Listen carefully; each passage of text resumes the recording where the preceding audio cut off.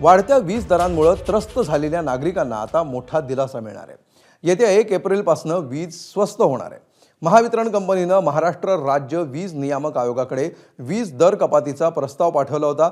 या प्रस्तावावर सुनावणी झाल्यानंतर आता महाराष्ट्र राज्य वीज नियामक आयोगाने वीज दर निश्चितीचे आदेश जारी केलेत। यामुळे आता वीज दर 10% स्वस्त होणार आहेत। महत्त्वाचं म्हणजे राज्यात पुढील 5 वर्ष वीज स्वस्त होणार आहे। या निर्णयामुळे राज्यातल्या नागरिकांना मोठा दिलासा मिळणार आहे।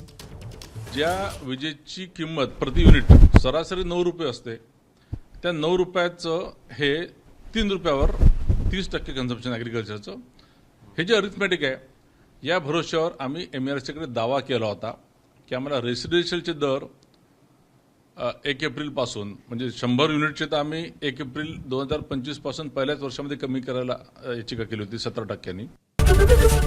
ABP माझा, उघडा डोळे बघा नीट.